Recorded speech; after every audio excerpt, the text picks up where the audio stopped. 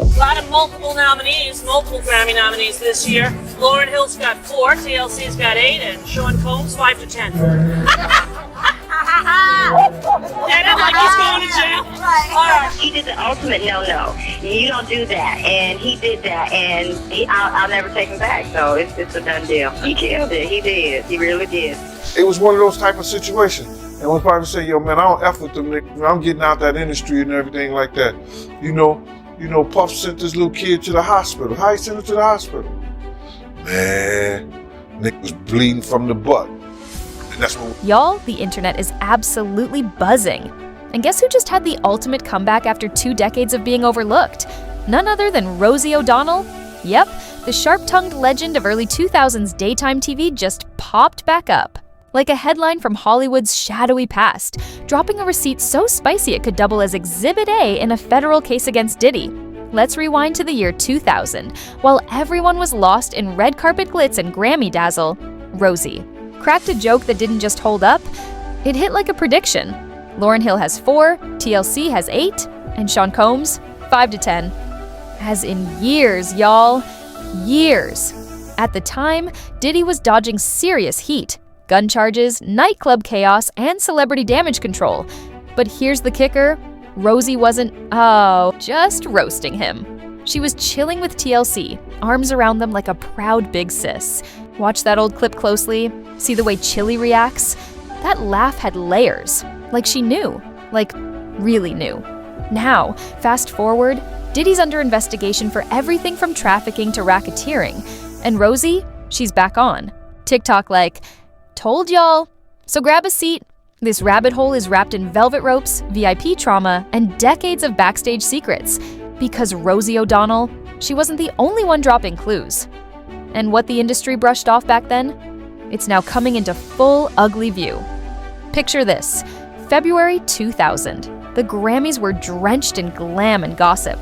TLC was at their peak. Diddy was knee-deep in legal trouble after that infamous nightclub shootout, the one that followed him for years. And Rosie, she was daytime royalty, bold, fearless, and totally uncensored. That week on her show, she sat down with TLC, Left Eye, T-Boz, and Chili, all glowing with fame. And then Rosie dropped that line. Multiple nominees, multiple Grammy nominees this year. Lauryn Hill's got 4, TLC's got 8, and Sean Combs 5 to 10. Get him like he's going to jail? Right. You could hear the laugh. A little too loud, a little too awkward. And yeah, Chili definitely snorted. But listen closely, it wasn't just some random giggle.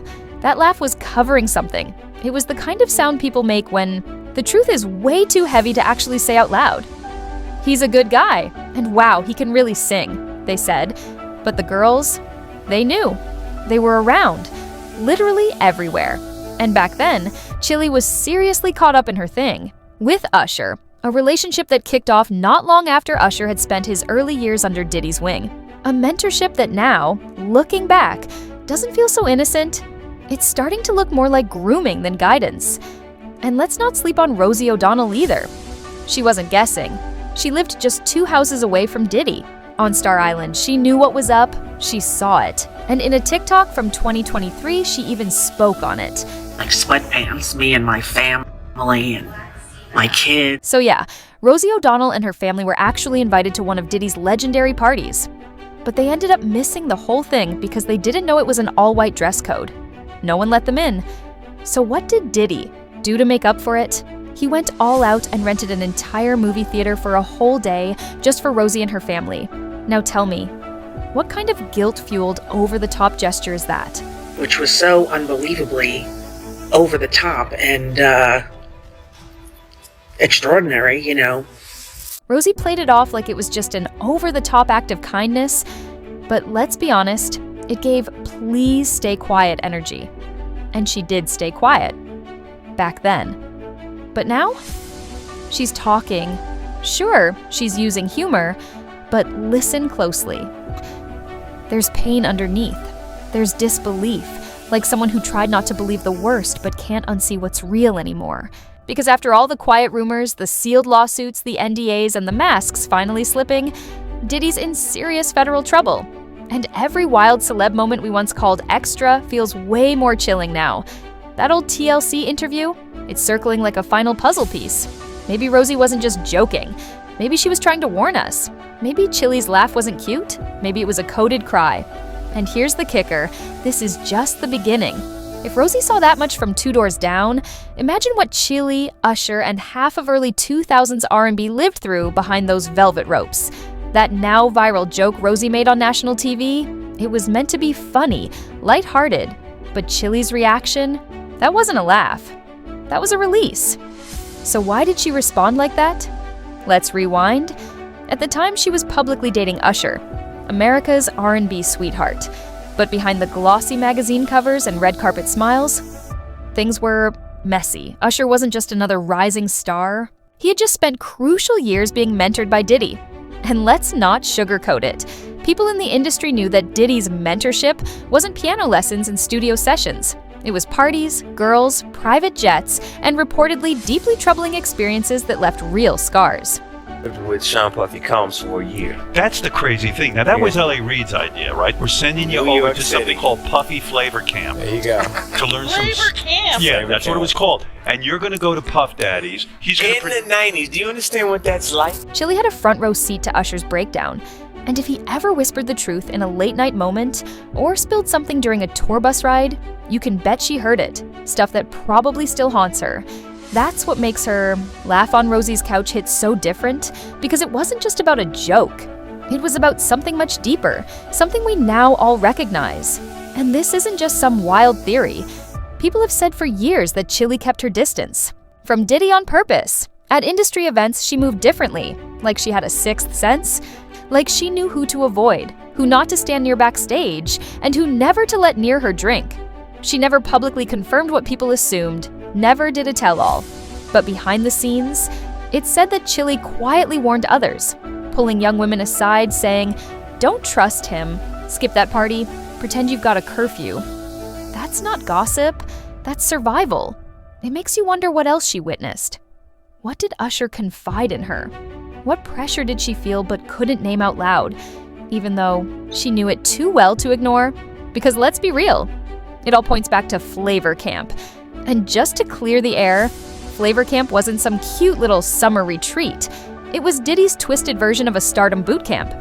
And Usher, he was just 14 years old when he got sent to live in Diddy's penthouse.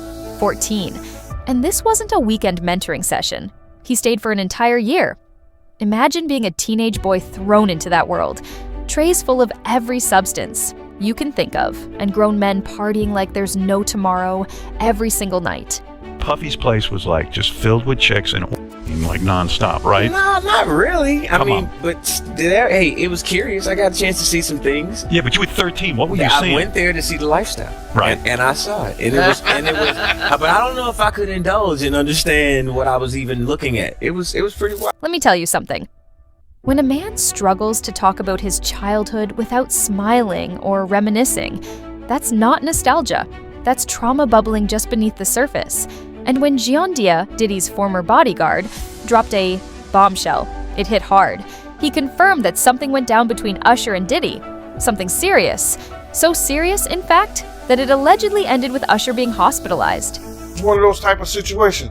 And one probably say, "Yo, man, I don't F with them niggas. I'm getting out that industry and everything like that." You know, Puff sent this little kid to the hospital. How he sent him to the hospital? Man, nigga was bleeding from the butt. And that's what was said. But this is where things take an even darker turn. Some reports claim Usher's mother actually confronted Diddy about what went down. There were whispers about infections, rumors of a hospital visit. And some even say there's security footage that Kim Porter allegedly discovered. And what she saw was so disturbing, it shattered her. So when Usher later sat down in that Club Shay interview, smiling and saying, "Diddy taught me everything?" Yeah, for a lot of people, that moment didn't feel like praise. It felt like one big industry cringe. But he got on Shay Shay and he mentioned how great and how good Puff taught him and everything. You know what I'm saying? About the business. Right? I know, and people know, that was around that in that time that Puff and Usher did have a situation. Usher's silence makes a lot more sense when you see it through the lens of survival. And now, when you watch how he acts around Diddy, the awkward body language, the forced smile, that sudden shift in energy, it all hits different. So how could anyone miss it? How you been, man? I've been seeing you so long. How much did we drink?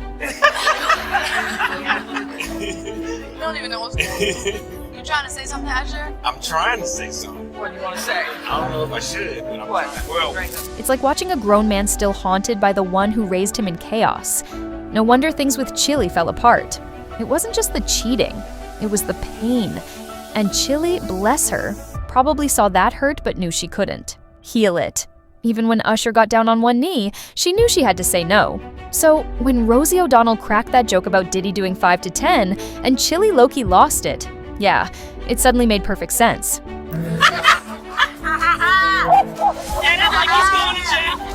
She wasn't laughing at a joke. She was laughing at the truth. And that truth is ringing louder than ever now, with Diddy's trial unfolding in real time. Let's be honest, even for just a second, some rumors never fade. And when it comes to Diddy, the darkest ones stick around because of receipts we're still trying to verify. Allegedly, during Usher's so-called mentorship under Diddy, something happened that sent him to the hospital. And this isn't fan fiction. It came straight from Gene Deal, Diddy's former bodyguard, who flat out said Usher and Diddy had a situation. Gene claims he saw Usher rush to the ER, bleeding from a place no one ever should. Why? Well, allegedly, and this is what's been whispered in the industry for years, it had to do with an STD, one that Usher didn't just allegedly get, but may have passed on. To who? Fans have long speculated that his then-girlfriend, Chili, was the one who got burned, both physically and emotionally. And some believe that was the real final straw, the unspoken no she hinted at when she ended things during that live radio interview. He did the ultimate no. You don't do that, and he did that, and I'll never take him back. So it's a done deal. He killed it. He did. He really did. But let's be real. Chili never spelled it out. She never said the words. Still, the timeline doesn't lie, the rumors won't quiet down, and then there are those viral clips, the kind that speak volumes without saying a thing.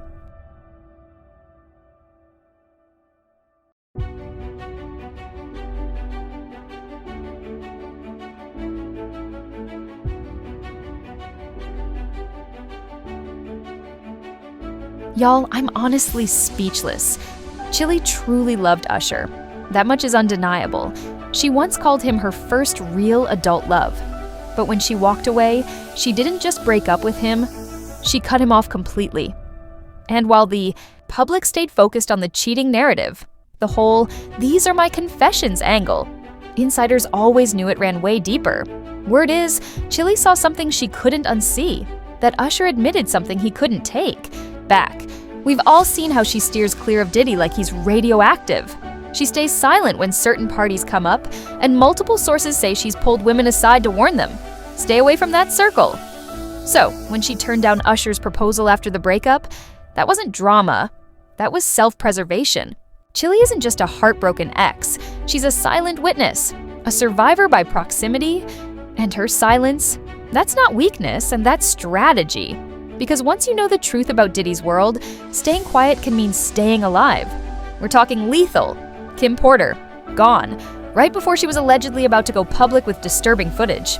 Tupac, people still whisper Diddy's name when they talk about what happened. That's a ghost that's haunted hip-hop for decades. And just last month, Cassie testified that Diddy used degrading tapes to blackmail her into silence. So yeah, when Rosie cracked that joke 25 years ago, she wasn't just being shady, she wasn't alone. Behind all the awards and headlines, people were already side-eyeing Diddy's empire. And that brings us to Jaguar Wright, a woman who's been shouting the truth since the early 2000s, and nobody wanted to listen. I can't wait. I can't wait for everybody to find out what's really been going on in the background. She said she knew far too much about what really happened at Diddy's infamous parties. One of her close industry friends, a high-powered female lawyer, once walked in on Diddy and Christopher Williams mid-act in a private setting. And what did they do? Allegedly nothing. They just kept going like it didn't matter who saw. Then there's rapper Exhibit, who publicly called his New Year's Eve with Diddy the gayest night of my life.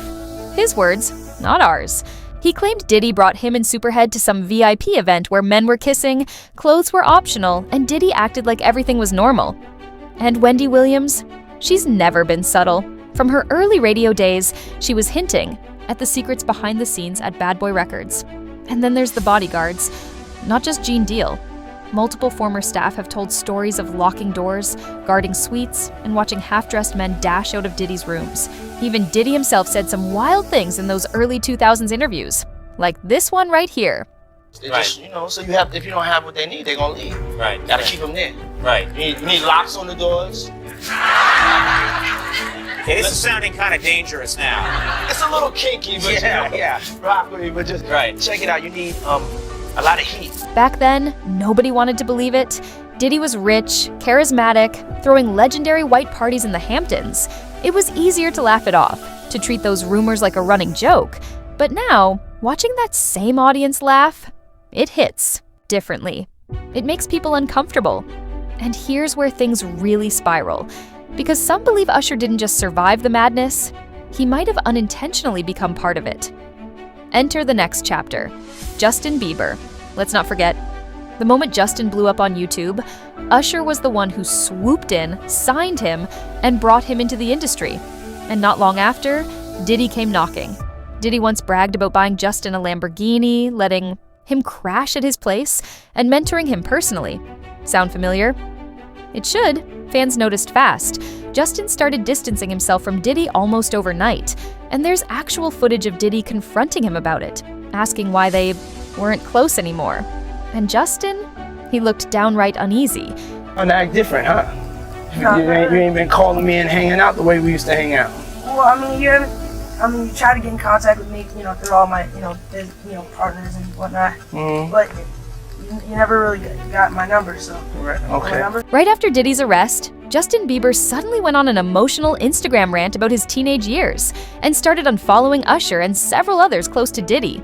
He deleted the videos later, but not before people started connecting the dots. Around the same time, Usher's old tweets about Diddy quietly vanished. When asked, Usher claimed his account was hacked, but a hacker who just deletes Diddy tweets?